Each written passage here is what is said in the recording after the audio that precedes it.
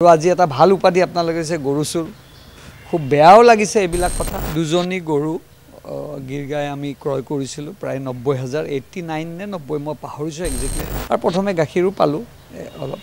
পিছলৈ গাখীৰকেইজনী খুব এটা অৱস্থা ভাল নহ'ল সেইকাৰণে আমি পুনৰ গৰুকেইটা আমি এবছৰমান পিছত মই ঘূৰাই দিলোঁ মই ভাবোঁ যে এইটো ইয়াতে খাম কাটিব লাগে যদি আপোনালোকে ভাবিছে আমি গৰু ক্ৰয় কৰিব নালাগিছিল আমি মানি লৈছোঁ কিন্তু মই মানি লৈছোঁ আৰু ইতিমধ্যে মই ঘূৰাইও দিছোঁ আৰু এইটো লৈ পেলাই বহুত একো আমি বেনিফিটো ল'ব পৰা নাই গৰু খুটি লৈ অনা যি গিৰ গাই সেই গিৰ গাইক লৈ শেহতীয়াকৈ ৰাজ্যত বিশেষকৈ ৰাজ্যৰ ৰাজনীতিত এটা বিতৰ্কৰ সৃষ্টি হৈছে যে গিৰ গাই যি অনা হৈছিল গৰু খুটি লৈ সেই গিৰ গাই অধিকাংশ জনপ্ৰতিনিধিয়ে যি সেই গিৰ গাই তেওঁলোকে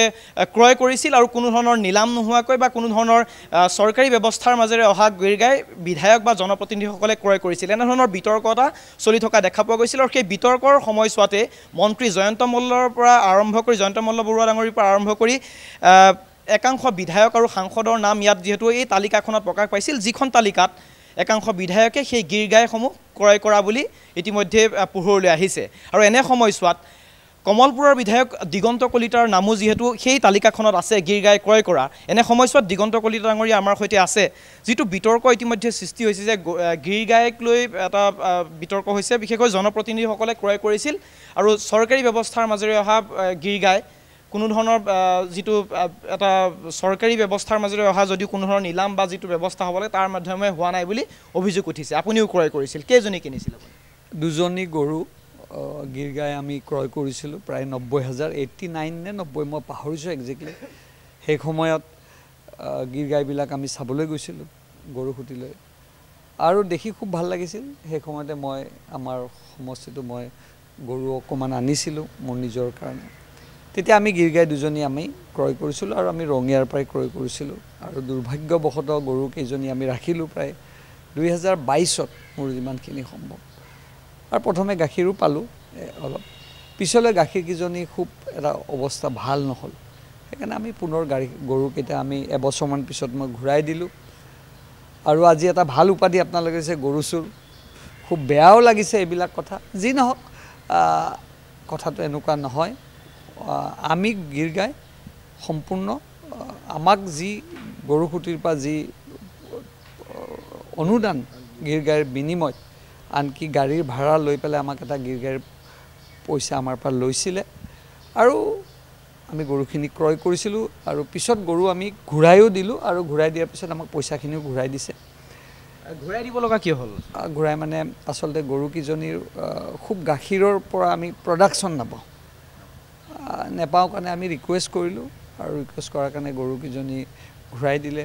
প্ৰথম মই গৰুখিনি অনাৰ লগে লগে পোৱালি দুটা দিছিলে এতিয়াও এটা বাচ্চা মোৰ তাত আছেই তাৰ পৰা একো প্ৰডাকশ্যন নাই বেমাৰী গৰু আছিল নেকি সেইখিনি যিখিনি অনা হৈছিল মানে মুঠতে গাখীৰ মানে আমি গাখীৰ প্ৰডাকশ্যন কমি গ'ল আৰু গাখীৰৰ সেইটো গৰুৰ পৰা আমি খুব একো বেনিফিট নাপাওঁ যি নহওক তাৰপিছত মই লোকেল গৰু আনিছোঁ আপোনালোকে গ'লে কেতিয়াবা চাব পাৰিব বিতৰ্কটো এনেধৰণে হৈ আছে যে যিহেতু গৰু খুটি এটা চৰকাৰী ব্যৱস্থাৰ মাজেৰে সেই পামখন খোলা হৈছিল এটা ব্যৱস্থাৰ মাজেৰে খোলা হৈছিল তালৈ গৰু অনা হৈছিল চৰকাৰীভাৱে অনা হৈছিল আৰু সেই গৰুখিনি কোনো ধৰণৰ যদি বিক্ৰী কৰিবলৈ বিচাৰিছিলে গৰু খুটি প্ৰকল্পৰ ফালৰ পৰা সেইটো কোনো ধৰণৰ ৰাজহুৱা এটা ব্যৱস্থাৰ মাজেৰে বিক্ৰী কৰিব লাগিছিল কিন্তু জনপ্ৰতিনিধিসকলে ক্ৰয় কৰাক লৈহে বিতৰ্কটো হৈছে আচলতে সেইটো সন্দৰ্ভত কি ক'ব ঠিকে আছে কথাখিনি আপোনালোকৰ যুক্তিও অশুদ্ধ বুলি নকওঁ কিন্তু যিখিনি তেখেতসকলে আমাক ব্যৱস্থা কৰিছিল সম্পূৰ্ণ নীতি নিয়মেৰে আমাক দিছিলে নহ'লেনো কেনেকৈ দিব অকল জনপ্ৰতিনিধি বুলিয়ে নহয় মই বিধায়ক নহয় আৰু বিধায়ক নোহোৱা ব্যক্তিও সেই গৰু নিছে এইটো লৈ আৰু বেছি বিতৰ্ক কৰি থাকিব নালাগে মই ভাবোঁ যে এইটো ইয়াতে খাম কাটিব লাগে যদি আপোনালোকে ভাবিছে আমি গৰু ক্ৰয় কৰিব নালাগিছিল আমি মানি লৈছোঁ কিন্তু মই মানি লৈছোঁ আৰু ইতিমধ্যে মই ঘূৰাইও দিছোঁ আৰু এইটো লৈ পেলাই বহুত একো আমি বেনিফিটো ল'ব পৰা নাই কিয় গৰুটো আমি লৈছিলোঁ গাখীৰ উৎপাদনৰ কাৰণে কেতিয়াবা মোৰ গাঁৱত গ'লে চাব ক্ৰছ গৰু আছে ৬-৭ ঘৰ বেছি নাই ৭ গৰাকীমান আৰু আগৰ গিৰ গাইৰ এটা বাচ্চা মোৰ তাত এতিয়াও আছে মই ৩ বছৰ ৰাখিলোঁ বাচ্চাটো এনেই আছে মাইকী গৰু কিন্তু তাৰ পৰা আমি প্ৰডাকশ্যন নাপাওঁ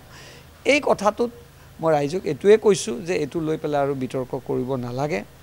এইটো হয় যে জনপ্ৰতিনিধিয়ে চৰকাৰী গৰু ল'ব নালাগিছিল মই মানি লৈছোঁ কিন্তু নীতি নিয়মেৰে কৰিছোঁ আৰু যিহেতু আপোনালোকৰ লগত আমাৰ এক সম্পৰ্ক আছে এই বহুত বিতৰ্ক এইকেইটা দিন চলিছে আপোনালোকৰো প্ৰতি এটা মোৰ অনুৰোধ থাকিল আপোনালোকৰ প্ৰতিও এটা অনুৰোধ থাকিল যে এই বিতৰ্কটো ইয়াতে আৰু মুখ্যমন্ত্ৰী ডাঙৰীয়াই খুব ধুনীয়াকৈ কৈছে বহুতখিনি কথা কালি আপোনালোকক কৈছে